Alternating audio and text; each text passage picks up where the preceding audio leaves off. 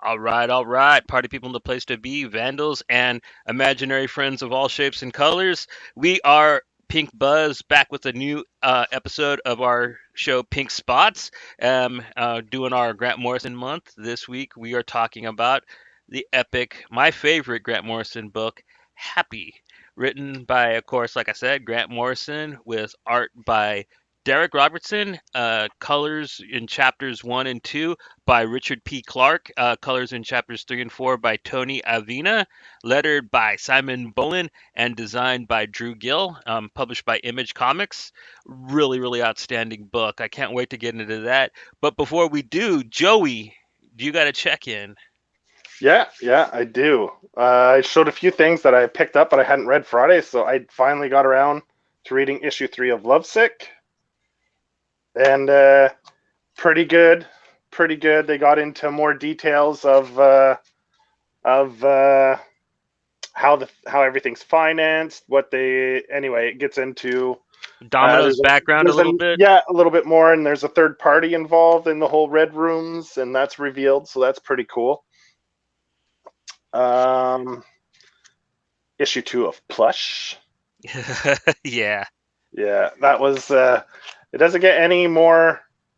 You know, I mean, it's Wagner, right? Well, it's So very that, much in the genre of the book we're going to be talking about tonight. Like, I would like to see a happy crossover with Plush. Like, I don't know how they could pull that off, but like, I could see the two universes colliding just with yeah. how absurd and gory they are.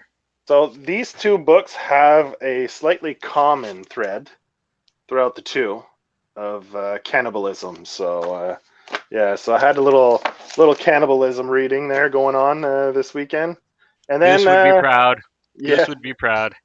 yeah, and then I read issues 1 through 4 of uh, Three Keys.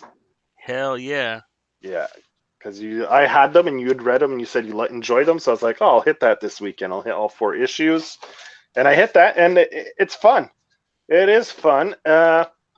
I got vibes like sometimes it felt kind of like something's killing the children because the character herself is like this badass who doesn't give a shit. She just like she has a And sword, but then she's like, oh, I'm gonna go with the chainsaw because it's more messy, like, and just her attitude and everything, like her don't give a shit attitude, kind of made yeah, me think it's of Jenny Zero a little bit too, because she's got responsibilities, but she goes out and parties and gets drunk and doesn't show up like with her friend. Theon is her the tiger guy. the tiger's Theon, right? That's his Yeah. name. Theon's her like guide that helps train her, and uh, so their relationship kind of makes me think of like Strangers in Paradise. They have a funny relationship because there's one scene, a panel where they're sitting there talking, and he's painting her nails while she's resting on him, and he's just painting her nails and stuff. So they have a very, very tight bond, like more than just mentor and student. They have a very, very, very tight bond, friendship. So that's kind of fun in the story. Um, what else did I say? It gave me vibes of. It gets it pulls from a little bit of everything. I find, You were saying a little bit of Hellboy when I talked to you about it Oh, earlier. Hellboy, yeah, with all the creatures and they're hunting them and killing them. Yeah, Hellboy too, because they go off into other dimensions, like alternate or parallel dimensions, like a demonic world or whatever it is, to try to save people and come back. So it doesn't all take take place in the same plane of reality. Like they change, they skip and jump around.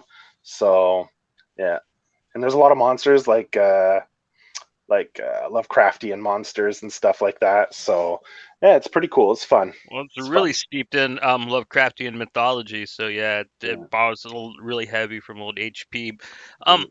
but I was a little disappointed with that when I first started reading it, but I actually have a lot of fun with the Lovecraft influences in the book. Mm. Like I kind of wish he would have went with something a little more original, but at the same time, I mean, like if it ain't broke, don't fix it. People be loving that Lovecraft shit right now, so And I think the book, like you said, it's not the best writing in the world, but what keeps you there is the relationship of her and Theon. What's her name again? I forget her name. Noah. Noah, that's it, Noah. Noah and Theon. It's their relationship that kind of keeps you invested in the story. So yeah, and it's good. It doesn't pull any punches either, because there's a scene in there that you start to get to like a character, and whoop, they're gone. Yeah. So yeah, they're not afraid to, you know, kill off a few characters here and there. And the last thing I read was, it's a good thing Fulci isn't here, the Star Wars Visions. That Nice. is done by Takashi Okozaki, who is the creator of Afro Samurai. Oh, And no this was a, shit. yeah, Cool. he did it. Yeah, he did this one, Star Wars Visions. It's fun because there's a character in it. There's a Jedi. With a teddy bear head? No, there's a No. Jedi that looks just like Afro Samurai. Where is he? Do I have a big picture? Oh, right there. Look. Like, tell me that doesn't look like Afro Samurai. Hell yeah. You Well, know? actually, it looks like the ninja that hangs out with him. Yeah. Yeah. So, you know, it was fun. I enjoyed it. Black and white. A really fun little story. The only touches of color are when they break out the lightsabers to fight, then you get like this nice splash of color. Really beautiful splash page. Yeah. It was a Yeah, fun man. read. Yeah. And this one's selling for quite a bit already. Yeah? At the comic shop, I think they're selling it for $25. Jesus. It Yeah. really is the 90s again. Yeah. That just came out, what, month? Just before Christmas, I think? Like the beginning of December, probably. I've had it for a little while. I just got to reading it this week, and I was going through stuff, and I was like, oh, yeah. So that's my check-in. That's what I read over the weekend. That's cool. I don't Mhm. really have much. Like, I watched a couple movies that pretty much sucked. I watched, like, on Hulu, there was, like, this new movie. I didn't know it had Machine Gun Kelly in it until I was already watching it, called One Way. Like, Kevin Bacon plays, like, his redneck racist dad in it, and he's, like, on this bus trying to get out of town. It was decent enough little noir movie. The end was really stupid though, but it's worth it checking out. Like I think he should stick to rapping. He's a lot better at rapping than he is at doing pop punk music. I'll say Yeah. that. I never really listened to his hip hop. He might have been good at that too, but he's not a bad actor. I'll give him No, that. I've seen him in a couple other things. Like he was on. He played what was it? The Dirt, the Motley Crue story on Netflix. Did he He was really? in that. Yeah, he was in that. That was one of the first things I saw him in. Then he was in another movie with Megan Fox, I believe, who I think they're married, right? He and Megan Fox. I think they're together. I don't know if they're married. Yeah. But anyway, there was a movie with Megan Fox. It's some kind of cultish type thing. Anyway, and he wasn't bad in that either. He had a small Okay. role. Yeah. I Yeah. mean, I can like his acting without liking his music. But aside from that, like I just been reading a lot for the upcoming shows because like just doing a big reread on Doom Patrol, was rereading Mm, Seven Soldiers, and then like watching mm, Happy because you said you kind of wanted to watch the show and talk about that because we're going to break down the book for the listeners, and then after we kind of go over the synopsis, we're going to compare the wonderful Sci-Fi Channel adaptation of the book. The first season yeah. adapts the book pretty well, and we'll get into that in due time. But before we do, I kind of want to remind the viewers that we will not be doing a show this Friday. Joey No, is going to be going to visit my mom. indisposed. Yeah, Yeah, he's going. going to PI, Prince Edward Island. So Yeah, Friday night, I won't be doing. We won't be recording an episode, but we'll be back the following week to do our Pink Pink Distortion, Distortion on the Friday. Yeah, the following Friday. So mm, and we'll probably and next Tuesday we should be doing another Morrison episode. hopefully, yeah, yeah, I should be back. So the plan is to come back on Monday, unless there's a storm or something. But that's the plan. I'll be back on Monday. So Yeah, we yeah, got like a blizzard happening here right now, so yeah, that's why I'm leaving at 3 in the morning. We were supposed to leave on Thursday, but now the people I'm going with want to leave tomorrow morning at 3 before the storm hits. Mm. So we're not driving in a storm. So I'm leaving a day earlier than we had originally planned. So well, happy trails, man. That's all I gotta say. yeah, I it hope should be I fun. hope your trip goes well. Yeah, I love car Yeah, rides, so Mm, Just watching shit go by. It's pretty. yeah. No, it's 12 hours, so you get sick of it after a while.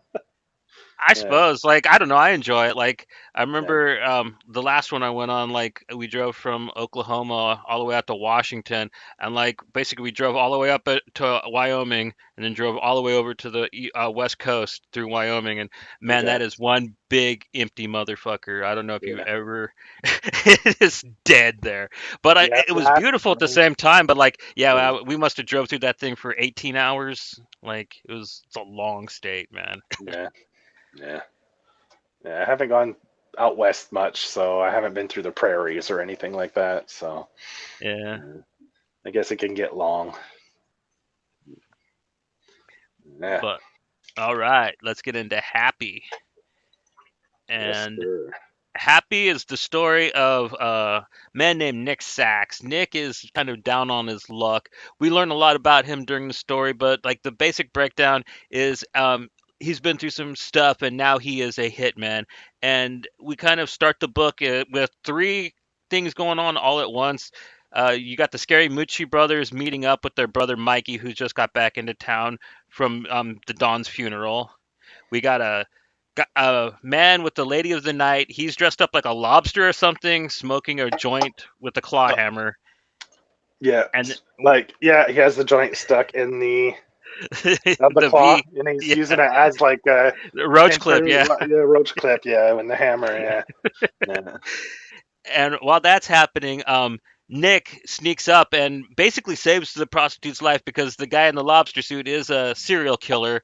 And meanwhile, he basically uses her as subterfuge for the Scaramucci brothers. Um, with their brother Mike, who wasn't supposed to be there.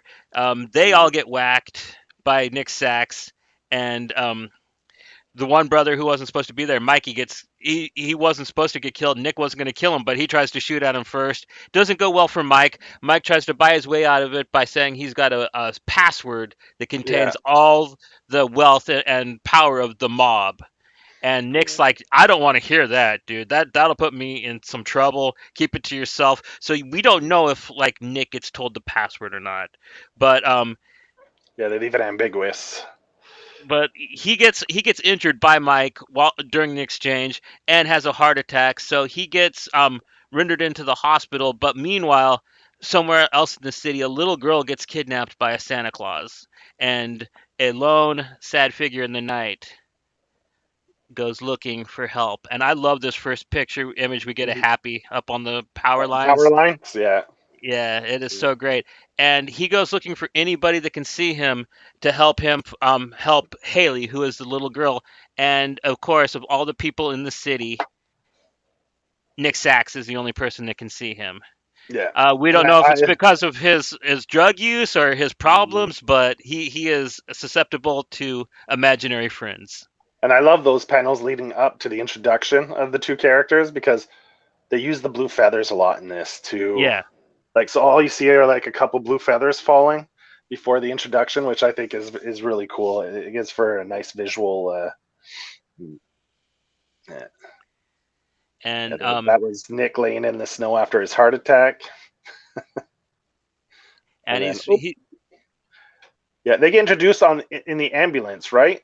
yeah, he comes and That's meets where him he in the first sees him. ambulance. Yeah, and then he wakes up thinking it's just a dream. Then he wakes up in the in his hospital room and realizes, oh, Yeah, and Happy's still waiting there for him to wake up, and he's like, "Dude, yeah, we got to go get Haley." And explains to him that Nick, you're at a mob hospital where you yeah, do not want to be because everybody thinks that he knows the password, huh, whether he does or not.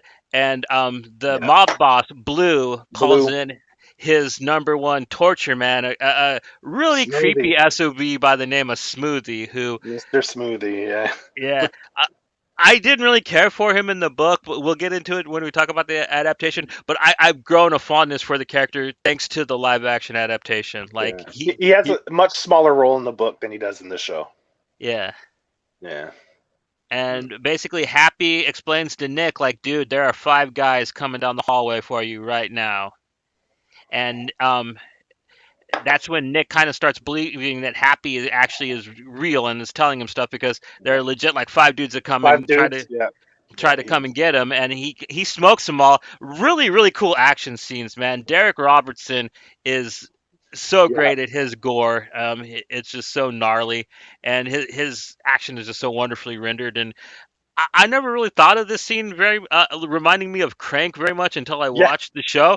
But Yeah. like, it really is like the scene in Crank where Yeah. Chev Chelios is escaping from the hospital. So. Yeah, it Uh, is. Like the hospital gown and everything, and yeah, this is a. I'd have to say this is Grant Morrison's most like Garth his Ennis esque type book because it's got that gritty kind of dirty cop, corruption, the seedy side of things. Uh, so if you like Garth Ennis books, you should really get this one because you'll probably enjoy it. Yeah, and it's got that really, really pitch black sense of humor too. Like, I Hmm. don't know if the jokes in this will land with everybody, but like, it Yeah. is very, very darkly humored. Like, Mhm. if you don't like gory humor and stuff, you might not get the jokes, but like, it Yeah. is a very hysterically funny book, even though it is kind of tragic at the same time. I mean, like, there are some parts of the book that will kind of gut punch you a little bit. Like, we'll get to it in issue 3, but yeah. Um, Like Mr. Smoothie, where he's like, I don't if he likes salami slices oh from his yeah, penis, stuff like that. Like that's how he plans on torturing him is slicing up his dick in small salami slices. So it's stuff like that. It's pretty crude. Yeah. Yeah. oh yeah. Well, I mean, and the especially with the scene we talked about with the dude in the lobster costume and the prostitute, like, Yeah. Yeah. very, very in his. Like and it's just absurd. Like dude in a lobster suit. Like it's just I wonder, whatever. Yeah, does it mean something? I have no clue. I have no clue. maybe to Grant, he's into like a lot of weird mythological and like occultic stuff, so like it might mean something to him, or it might just be something he thought would be goofy. I mean, like, he is a Yeah. very esoteric sob. So, Hmm. but Hmm. yeah, this book is it's Yeah. too much fun, but like, I would say that it's probably not for everybody. I think it goes a little dark in a lot of Oh, places, it goes very especially with, dark in all the places. yeah. So Yeah. But like you're saying, now he's escaping from the hospital. yeah, he's escaping from the hospital, and they go back to his place pretty much. Well, you meet his basically when Ex he cop, escapes from the his hospital, ex you meet partner. his ex partner Meredith, Yeah. who is really cool character. She's a good cop. She means to do well. She just ended up making mistakes like Sax did, to where Yeah. she is owed to the mob, and Yeah. she is indebted to Blue, and whether she likes it or not, she has to kind of give him what he wants. She doesn't Hmm. work for him really, but she needs to at least provide him with certain Yeah. They activities. use Like, they use certain things to blackmail, right? yeah, So yeah. yeah. They So she is, but she's a little badass. I really like Meredith, and Hmm. she basically he escapes from the hospital. He's running out and runs into her, and she tries to stop him a little bit, but he's like, "Just let me have your car." So she gives him his car, Yeah. and She's like, let me finish my cigarette type. yeah, You know, yeah, then Smoothie comes out. You let him get away. Whatever. She's smoking her cigarette. What can you do? That's the way he is. He's slippery. yeah, Like then he throws an insult. Oh, Blue's not gonna forgive you for this. He's gonna have your hide in this, and she's like, whatever. Like yeah, because that right there, that scene where she lets him get away, you see they were partners, and you can see from that even when she visits him beforehand, before he escapes, because she visits him before Smoothie shows up to torture him. So that's why she's outside having the smoke. So you see that they have a pretty strong connection when they were partners. Like it wasn't like bad partners. Like they got along and they were good partners, and you really get that sense from that Oh yeah, panel on she that admired scene. him. Like, well, when he was a cop, because she gives a whole speech about how this guy used to be the best of the best, and now look Yeah, at him. You know, yeah. he was a hero cop, and Mm, the normal spiel, and mm. it They get and into like when he explains to Happy like what happened to him later on. Like he explains to Happy why he is where he is, and they get into the details of everything later on after, like after he escapes, he gets back to his house, like you said, right? And then he yeah, takes a and nap. Yeah, yeah, well, yeah, thinking happy. he's still not 100% certain this wasn't like some kind of psychotic drug haze. Uh, so he takes a nap, and then when he wakes up, he calls out to see if Happy will show up, and a couple times nothing happens, so he thinks it was just all in his head, too many drugs. Then all of a sudden, boop, his head pops in with probably one of the funnier lines in the book. What's the joke? It's hey Nick, don't go look in the toilet. There's a dead big brown squirrel. Someone drowned a big brown squirrel in the toilet. Mm, Oh, and Happy is so God. adorable, man. Mm, I love the just the character, mhm, the design of him. Like they mm. really designed just an adorable. Like if I ever get another tattoo, I'm gonna get a tattoo of Happy. Me and an old man have always said that. So like I just Yeah, love the way that creature looks. I guess just he's his supposed to be a horse, but like he's a unicorn unicorn. Pegasus too. Yeah, Yeah, so yeah, yeah. It's just easier to say horse. Yeah. but like after he wakes up he discovers that like he remembers kind of like what I said, that Happy like knew that there were five guys, you know, like so he starts Mhm. believing that Happy's real. So he just he decides to go to this card game that he knows about, and he's going to Yeah. use Happy to read the people's hands so he could cheat. And he Mhm. basically tells Happy that we're going to do this to save Haley, to trick him into cheating at cards with them. And it's a pretty great scene. Like these guys, this French dude Ladic or Mhm. Ladic, Yeah. um, who has known Nick for years. Like they go back and forth. It's a really kind of clever Guy Ritchie-esque card game scene where Nick is just kind of winning hand after hand, and like they don't know how. It's pretty funny, and Happy's like in on it, kind of doing Yeah. goofy dad jokes back at Nick, and Nick's just Yeah. being gross like Nick is, and Yeah.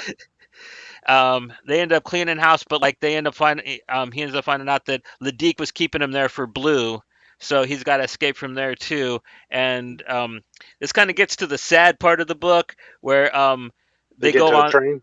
yeah, they get to the train, and Happy's trying to tell him, Nick, where are you going, man? You're Like we going the got to save wrong Haley. way. Yeah, Yeah, exactly. You're going the wrong way. Yeah. and Nick starts telling him like, "I'm not saving this little girl. This isn't the type of world where people save little girls." And like everybody's like really happy and positive on this train, and Happy's like, "But Nick, look at it's Christmas time, and this is where people are the best to each other. This is where we see who they really are."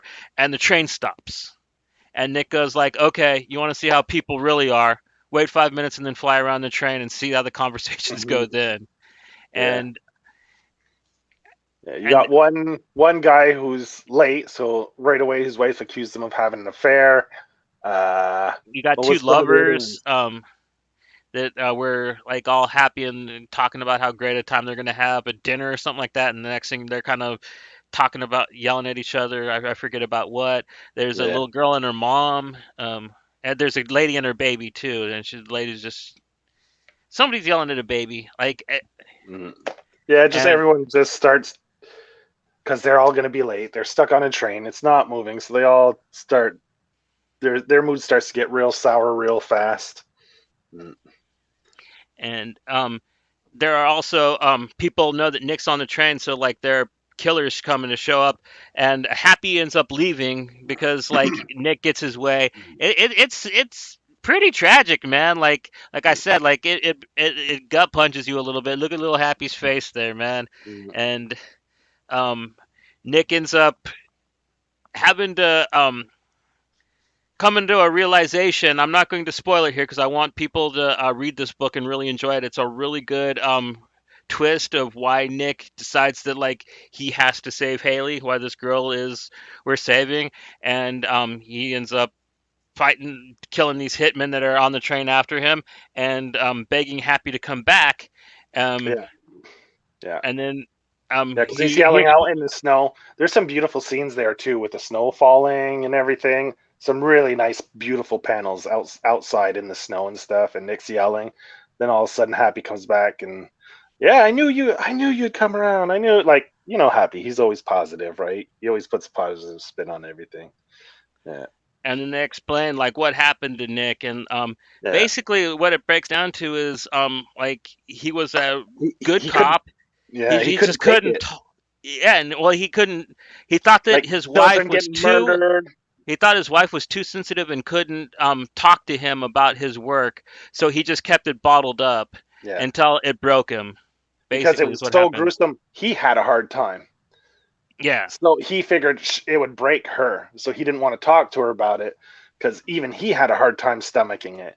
And then the only person he could turn to and talk to was his partner. So then they develop like a relationship. And that's when Blue tries to con Nick. He's like, I know you're having an affair with your partner. I'll tell your wife if you don't do this for me. And he basically tells Blue to go fuck himself. So then Blue sends the pictures to the wife, finds out, the wife leaves him, and then it's just a downward spiral of alcoholism, and just ends up where he is now from that spiral of self-loathing. And yeah, and so with Nick finally on board to save Haley, they decide to go looking for it, but like Happy doesn't actually remember where she is, so they go trying to look for him, and they for any type of help, and like Nick goes to a church to talk to a priest, and yeah, ends up finding out basically where the Santa is and what the big plan is, and basically like the Santa's kidnapped a bunch of kids and he's going to red room it basically on the internet yeah. from Children's snuff films. yeah for Christmas, and Nick finds out and him and Happy go and fight the Santa Claus. This book as dark and as gritty and as gnarly as it gets, it has a pretty really uplifting ending. You know what I mean? It's got as happy of an ending as a book like this could have. Mhm. Like, Yeah, yeah, yeah. Because it is a redemption story in the end, yeah, right? So, hmm, it's this one terrible person proving to himself and the rest of the world that he can at least do this one good thing, even though it takes him till the end of the book. And what are they like at the beginning? Happy tells him we got 48 hours to find Haley, and by the end they got 15 minutes, I believe, yep, it yeah, was the clock. So, yeah, but at least he got there. You know what I mean? yeah, He at yeah, least yeah, he. yeah. Yeah, well, it is. They took the scenic route, let's say, to get Yeah, there. And this is like a 4-issue series, so it's a pretty quick read.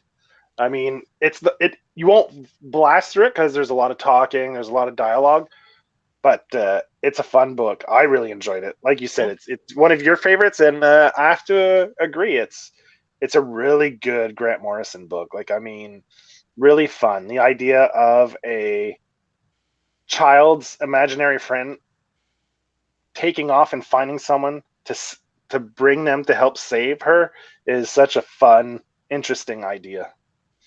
Mm, yeah, like yeah, mix.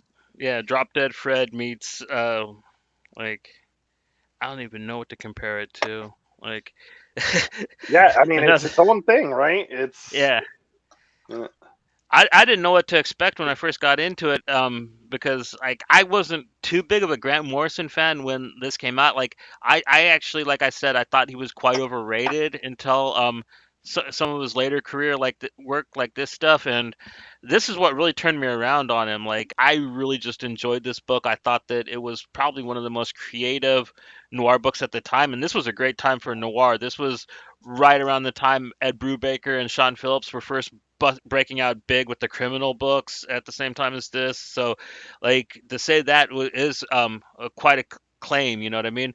But yeah, I mean, I think that this one holds up phenomenally well. I think it's for 4 issues, it has a lot of story in it too. There's a Yeah, it lot does. of Yeah. different story arcs going on at once. So Yeah. you got the thing with Blue and the password, you got the thing with the Santa Claus, you got the Yeah. backstory, which are all really fully realized. It's not like they a couple of the characters, back characters, might be like one or two dimensional, but like the main characters, like Nick and Hmm. Meredith, Hmm. they're fully realized 3 dimensional characters, which is good. Yeah, and like this is another one where he plays on that play on reality, right? An imaginary friend comes and you can see it and it helps him save her. So it kind of plays on that like reality fantasy like kind of mixing together, except this one's really straightforward. It's not as like you say esoteric as a lot of his other stuff where it's ambiguous, you don't know, it's left up to your interpretation. This one, it's not really left up to your interpretation. It's a pretty straightforward story that you can follow. You're not left guessing or wondering what the hell's going on. It's very Right, cohesive. right. Aside Yeah. from the imaginary friends, there's no other like supernatural stuff going No. on. There's Mm. no witchcraft or like in the show, like in the adaptation, which we're going to talk about now. Like there is like some real supernatural elements, but like in the this book, like it literally, like I'm not going to say it takes place in the real world because like it's like a really grotesque imagining of a world, but Hmm. at the same time, like it is really grounded in its reality. You know what I mean? Like Yeah. I'm not gonna say it's realistic, but it's grounded in its reality. Where like basically, even for most people, imaginary friends don't exist, but for the people that can see them, they do. They are there, Mm. and that's the only supernatural thing that exists. So far, at least in this story. So Yeah. Yeah. it's even though there's an imaginary friend in it, it's not wild and esoteric, is what we're trying to say. It took us a long No. time. It's a great, it's fun.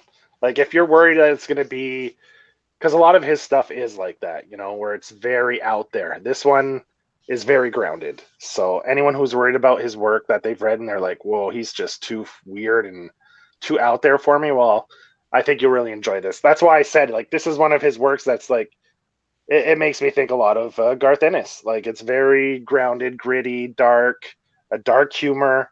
I mean, yeah, yeah. I wonder if Darick Robertson brought that over with him because he was drawing the boys A at the lot same of time. yeah, he is doing some work with Garth. Yeah, so it could be his input in it. Yeah, like But that opening panel where there's a guy puking and a dog jacking its leg and pissing on him. Right there, I'm like, oh my god, like it's straight that's up. total Garth Ennis. That's straight. Yeah, mm, yeah.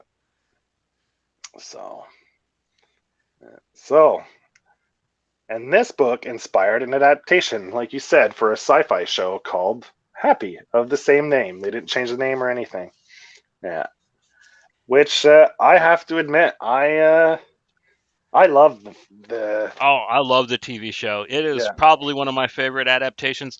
Um, and I would say like the first episode, like it covers like the first issue pretty well. I mean, it adds yeah. some stuff, I would say, but like everything is accounted for. Like the story, I guess the way he kills the Scaramucci brothers is slightly different, but like you got to really be It's picking yeah, hairs. that's it. There's one slight difference, but I mean, come on, It's it's funnier on the show, to tell you the truth. Like I like the way I felt that the things that they did change from the book at least felt more like it felt better in live action than it would if he did it like how it was in the book. Like it plays exactly. a little more cinematic.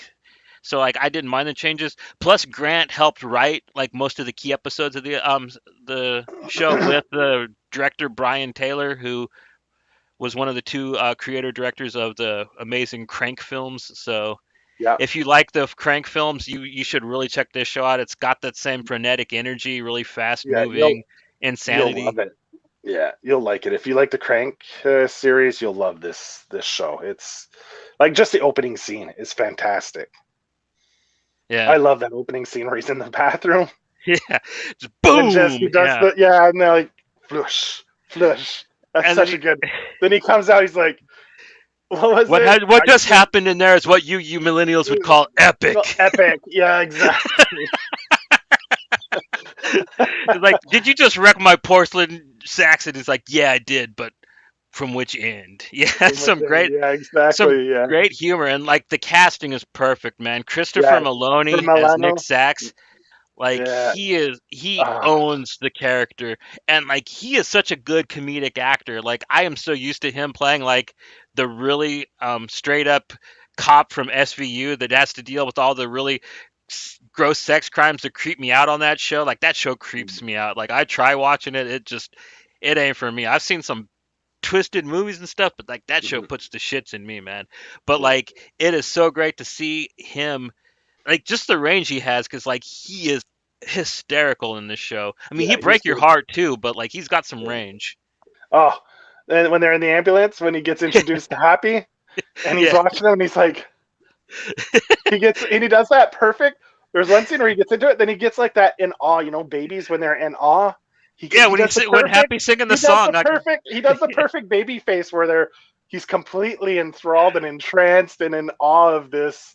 Yeah, happy, happy. I'm happy. The horse, the horse. Of course, the fun horse. Of course, it's fun to be happy. meanwhile, he's Yeah, like having the EMT guys give him morphine and nitroglycerin pills. So like, yeah, he's already high as hell too. So yeah, yeah, he's just sitting there just having a good old time. And yeah. And of course, Happy is voiced by Patton Oswalt, who I think was perfect choice for the voice to do Happy. Like I couldn't picture anyone else doing it after watching the show. It was just fantastic, perfect casting for the voice there. yeah, and Yeah, him and Maloney really work well off of each other. Like the yeah, way they bounce the jokes off each other. Dude, all the casting in this show really it's shines. Like great. Yeah, the lady who plays Meredith, dude, she is perfect. She looks exactly like Darick Robertson's drawing too. Like I was thought yeah. she was Lily Morofnik is her name. Blue gets it much more fleshed out in this series, and well, he's great too. The guy who plays Blue is Richie Coster, and he does a fantastic version for Blue. I mean, he's fleshed out quite a bit in the book, but he has a much more prominent role in the show. Like he gets a lot of airtime. Like you see him in a lot of scenes. He chews up a lot of screen in the show as opposed to in the book. Mm. and another thing I really liked, because I mean, I guess it's not topical anymore, but at the time when the show came out, like those mobster reality TV shows were really huge. So they made the Scaramucci brothers like part of like one of those Oh the yes, Gotti boys or whatever they were called, yeah. where it was like But John Gotti's. Yeah, neck tattoos, and they're all like, bro. And then the younger brother, who's like gone, and I don't know if he went to back to the he was motherland or he whatever, was or he's with the in Dawn. college, Yeah. yeah, or something. So he comes back all dressed, all like proper, stylish, Yeah, I yeah, guess he was supposed to be like the Michael Corleone of the family. Like he was like yeah, the one that they were grooming to be like a grooming to boss take or something. over. Yeah, exactly. Yeah, yeah.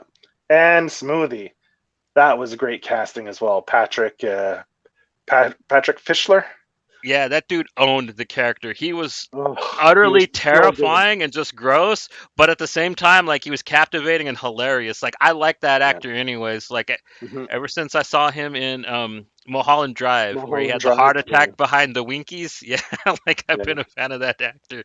But yeah, yeah, I think Smoothie was probably the character I think he had the most fun playing too, because like he looked like he was really enjoying himself in a lot of those scenes. Like, yeah, and he's a creepy little dude, man. Like I think he yeah, just did an amazing job. yeah. But the show I would say is a good 75%, 80% accurate. They change a few really big things, The twist, mostly like you were mo- saying. yeah, mostly in order of like where the big twist of like why Nick needs to save Haley gets brought up a lot earlier in the show, which I think is fine. But I'm still not gonna spoil it. I'm gonna leave it up to you people Mhm. to check it out for yourselves and enjoy that twist. I think it really makes the story impactful. Yeah, Um, yeah, much more. It gives it much more emotional weight, right? yeah. So, and just stylistically, like you were saying, if you love those crank movies, this movie's got style and oof, it Yeah, the violence is great in it. great. Like, Yeah, and yeah, the stuff that they were able to get away with, man. Like, I remember when this was airing, this was probably one of the most raciest shows I've ever seen air on TV, just with the gore and then with the sexual content too. Like, Mhm.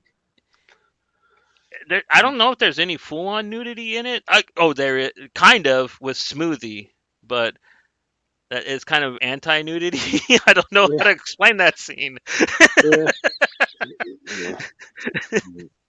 But but man, and the just Happy, the rendering of Happy is fantastic. oh, and they didn't Like, change the character. He looks perfect. yeah, he Like, looks great, fantastic. Like I'd almost say he looks better in the show than in the comic. Like yeah, like they took that design and just knocked it out of the park. Like perfect.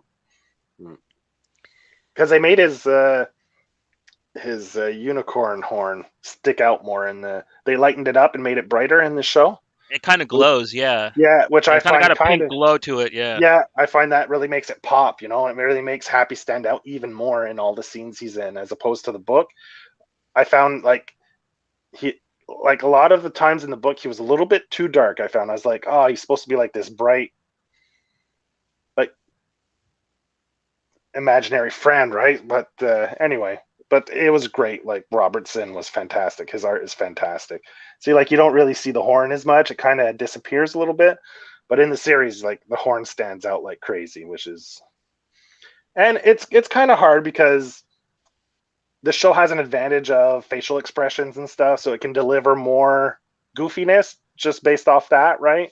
So it has a slight advantage when it comes to Happy, the show, because you can animate it, so you can get a little more out of the character than, let's say, just the panels in a page in the comic. Mm. Another reason why I give the show kind of like an upper but middle range adaptation score is because they add a lot to the book. There also is a pretty good backstory for the Santa Claus killer in the show, and they also add a total side story, like I said, with the total supernatural and I don't know, almost cosmic horror type Yeah, like the children's. storyline with yeah, with the children's show guy and Yeah, the wishies being yeah, whatever the hell they are. Yeah. yeah. You don't know what the hell they are. Like they're the horror, like Scientology, Teletubby, Cthulhu extraterrestrial. You things, don't yeah. know what they are. Yeah, that's it. They're like, yeah, yeah. Then you have the sex party thing where everyone's. Is it really a sex party? I don't Yeah, know. what like Where they're in everyone's all like dressed up weird and an yeah, aardvark masks and shit. yeah, Yeah, shit like like that. Yeah, it's definitely the show's got much more weird to it than the comic. That's for sure. And they did a whole second season that's not even in the book. yeah, that's all extra, which is all Yeah, just probably. Grant. Yeah, he's probably like, damn, if I could have kept going, this is what it's probably him. Like, if I were to like add stuff to it, I would like make it a bigger like. Let's say he had 12 issues to write this story. Maybe this is the story he would have done. Was like the show, like. Yeah, because I Because I. mean, this book I think it came out in 2011. Like Image Mhm. was coming up at that time, but like they weren't popping. Like The Mhm. Walking Dead was huge, but that was about it. Like Saga wasn't out yet. Mhm. Deadly Class wasn't out yet. Reminder hadn't hit yet. You know what I mean? Like it was a Like weird Chew. transitional time for Image. They were coming up, but they weren't huge yet. So Chew I was think like probably the other big ongoing that was popular at the time. Maybe which one? Chew. Yeah, Chew. Chew Chew, and Walking Walking Dead were Dead, probably their two bigger books. Invincible. We're like, Invincible. yeah, Yeah. we're Yeah. we're popping at Image, and that was pretty much it Yeah. at that time. Mm.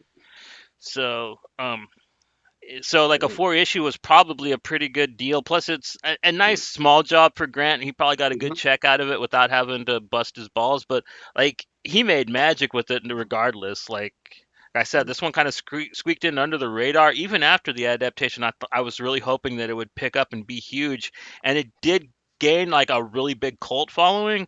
But like it's still so unknown, and like I feel so bad because like I think it literally is one of Grant's best, and not just because it's very Ennis, and I'm a Mm. bigger Ennis fan than Morrison fan, but I Mm. think that he really tapped into something different. Like he does Mhm. that a lot, though. I like this for the same reason I like Klaus and Annihilator. I really like when he kind of does those More things that only Grant can do. You know what I mean? Because with like a this, slightly comedic side to it, yeah, where it's not just serious. Like I think he has a good voice for comedy. Like maybe not straight up comedy, but like you said, like a darker, more subtle kind of comedy to his stuff. But it works. I enjoyed it. Yeah. Mhm. And Nick's character on the show, the scarf, man. Yeah. I mean, I love the scarf. Was such a nice, like the way he just throws it around, and the scarf's such a nice touch to the costume. Like he has it in the book too, right? Does he have it on the whole way through? I believe so, except for when he's Yeah. in the hospital. I think yeah, after he leaves his house and goes to the Dix and stuff, like it's on like all the way. Yeah, So like the scarf's a nice touch. Like the way uh it it's almost like, yeah, Moreno his plays cape or with it and something. stuff, it's Yeah. almost a part of his character. Like it's almost like a limb, an extra limb to the character. Like without the scarf, he just wouldn't be the same character, right? Yeah, I love it. The And scarf's such a wonderful touch to the character. and just how dirty he gets over the show and just stays that way. Like continuity had like towards the end or like whenever like they were doing the later episodes, like the makeup to Mhm. get him that grimy looking must have been Yeah, hell every morning, man. Because yeah, he was just like caked in nastiness he yeah, was almost as gross as the Santa Claus by the end of the yeah. show. I was kind of like you, a little bit of a fan of his. Like I saw it on Law and Order. I thought he was good there. He's had a few other small roles, but this turned me into a huge fan of his after watching this. Yeah, I loved him in this. Fantastic. Like I was like, I'd love to see him do more. Like just maybe comedy or I don't know, just see him in different roles because I thought he was fantastic. Yeah, this and man, what's that movie with Christopher Walken where he's the angel? The The Prophecy. Prophecy. Yeah, Maloney was really good in that too. He was the cop. It was him Yeah, and Virginia Madsen. Yeah, that's another really good one. But yeah, still get still gets cast as a cop though, even in yeah. this. Oh, he just looks like one, man. You know Yeah, what I yeah, mean? that's it. Like Yeah, cop or mobster. You know what I mean? Take your pick. Maybe yeah, you could maybe play a politician, Maloney, but like, yeah, yeah. So, man, it was fantastic. Both the book and the adaptation are both fantastic. Love them both. Yeah. yeah. And much like the comic, the show is very comedically dark. I'd say that it's a little more accessible than the book. I would because Mhm. there's a lot of like straightforward comedy in it, whereas in the book, like almost all the jokes are on the really gallows humor side. Mm. So, but But I mean, all the changes too to the story, I think it just adds, right? I mean, like I'm not going to say the show was better than the book, but the show definitely brings, like you said, a little more backstory. Like let's say to the Santa character, to certain characters, you get a little more backstory, so you get a little more, you know, added. Oh, it's almost like a bonus, really, right? So yeah, you basically they give you extra villains and bonus extra material story. Yeah, almost. Yeah, exactly. Yeah. because they adapt all the scenes from all the key scenes from the book. Hmm. It like not even just key scenes, like almost every scene from the book is accounted for. The train scene isn't actually shot on the train, it's shot on the platform, which makes a little more sense because that way they don't have to drive back into town. Yeah, Like they're yeah, still in town, exactly. so I They're didn't still really in mind town. that one little change to Hmm. that scene, but that was kind of the only thing that they really changed from stuff from the book that wasn't new stuff. And yeah, like you said, you just get extra story, which kind of just fits in great. And yeah, Sunny Shine, the new kid Yeah, show villain. yeah, yeah, Really exactly. creepy, really off-putting. The actor Yeah. that plays that role is I won't trust him if I ever meet him. Like I hate to sound mean to the guy, but like he played his part extremely well. Like Yeah, he's terrifying. yeah, yeah. Kind of echoes a little bit. What was that movie with Edward Norton there? Uh, Smoochie or yeah, Kill Smoochie or Death to Smoochie. Death? Yeah, exactly. It shows you the dark side, like kind of a darker side to like children's Yeah, television, the back, what happens when the cameras are off, type deal. yeah. I mean, you watch that guy, you're never gonna look at like Blue's Clues, The Squiggles, or Teletubbies the same again, man. It's gonna ruin like all them Barney, kid shows for you. anything. Yeah, Yeah. exactly. Yeah, yeah. So yeah, Yeah. man, I highly recommend anyone go pick that up. I mean, it's a fun read. It's probably the funnest read of all the books so far, without doubt, Yeah, without a doubt. and I think it's pretty easy to still pick up and find. There's a deluxe edition of the graphic novel as well as just a regular trade paperback. So if you like Mhm. hardcovers, you can go that way. I think it's slightly oversized, which is pretty nice. You could And I probably even guess there's find the floppies fairly easily too if you're, because I mean the yeah, show was a success, but not a huge hit, right? So it's not like it got an extra speculators season, were. but it just kind of Yeah, scraped yeah. into it. It's not like a speculator book where everyone's like, "Oh, you got to get this because the show was a smash hit, like The Walking Dead." So even if you tried to hunt down the floppies, they're probably pretty affordable as well. Yeah, I would say you're probably looking at $30 for all 4 issues at the most. And that's on Probably. eBay with somebody really trying to gouge you for it. Like if you Hmm. find them in a shop, I'd say you could probably walk out with the whole thing for like 12 to 15 bucks. Probably, yeah, like close to cover price at the most, probably. Yeah. Like maybe a little bit more, but yeah. Mm. So whichever way you would prefer to read it, and I guess it's available digital everywhere. Like, Hmm. because I Hmm. was able to find it pretty easy on to get PDFs for it for the show. Mm. Yeah. So no need to, I mean, no worry about having the availability of the book. It's pretty easy to track down. So yeah, and the show is on Netflix. Yeah, So it's on if you want Netflix. to Yeah. check that out, and I can't recommend it highly enough. If you want to watch something just extremely gory, violent, and hilarious, Hmm. little heartbreaking in parts, like check it out, man. It's got good range, just like the actors in it. Hmm. Like, Yeah. Fantastic. Yeah. Mm. but yeah, that's week 3 of Morrison month. The books just keep getting funner and funner, and yeah, I can't wait to share the next couple with you. And we're not quite sure what we're gonna follow this up with, but we're planning on doing Pink Buzz almost every week in the near future. So keep an ear out for what we plan on doing. We got some forgotten favorites of ours from big writers or writers that are big now, but some of their earlier works that a lot of people don't read or know about necessarily. Like we got some Rick Remender ideas, we got some Ed Brubaker, Sean Phillips ideas, we got Jeff Lemire, who's got like Mhm. several lesser known books which I would love to highlight. And of course, you fans, you can always tell us what you'd like us to talk about, and if we have it or if we're interested, like we would definitely cover it. So, Mhm. Yeah. And we've been brushing up on a little manga, so we're probably going to do a manga oh yeah, episode soon as well, probably coming up in March. So yeah, so February we've already got a few things lined up, but oh yeah, we got some yeah. interviews coming up too. You want to tell the folks about that, or you think it's still too early? um, I'll think I'll bring it up when we come back, maybe, Okay, because cool. I don't have the exact dates in front of me right now. I could guess them, but I don't want to say the wrong date. Yeah, Because I was telling gotcha. Ellen, I missed it by a day. I gave her a date that was a day too early when I was talking to Elle about it. So I'll wait till I have the paper in front of me. Yeah. Okay, cool. But yeah, we got some cool stuff coming up. So yeah, don't be strangers, and wish Joey happy travels. Mhm. Until next time, this is Pink Buzz coming at you. Take it easy, y'all. Have a good week, everyone.